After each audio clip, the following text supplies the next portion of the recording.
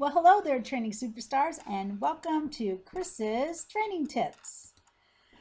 So let's continue talking about setting the stage. How you set the stage can make or break your training. So in the last session, we talked about the importance of pre-session preparation and discussed tips on how setting up early can offset some possible glitches, like the dreaded, my camera is not working, or the dreaded, my room's not open. There's a lot of things that can happen if you don't get there early. But today we're going to move on from there and we're going to talk about what's next.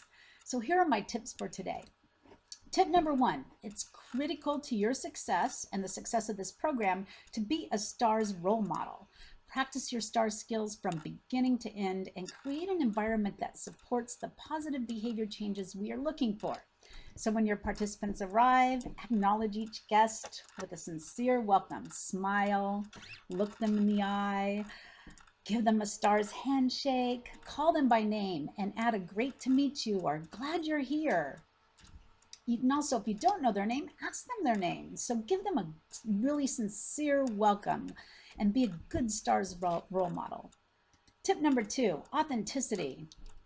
Be you, but just a notch up, a little bigger, a little more exaggerated, but definitely you, because we of humans have evolved our senses to detect when people are trying to be something they're not. So people don't buy into what you're saying, and this makes for a difficult session. So be authentically you.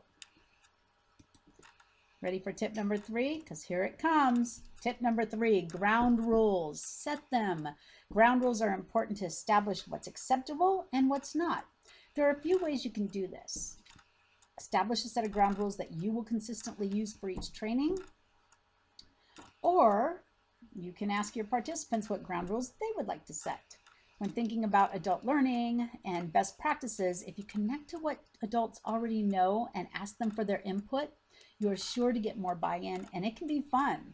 For example, I like to use airplane rules and Vegas rules. Airplane rules just means to put your cell phones on airplane mode, and Vegas rules is what happens in Vegas stays in Vegas. So what happens in your training room stays in your training room, and that makes for a safe place to practice these new skills. And here comes, last but not least, tip number four, excitement. Create it. To create excitement, you need to exude excitement. Nervousness can get in the way if you let it. And if you think about it, excitement feels a lot like nervousness and vice versa. Your heart rate rises, you get warm, you may get jittery. But just know that once you get going, it will all come together because you did your homework, you practiced, you made it yours. Now go break a leg.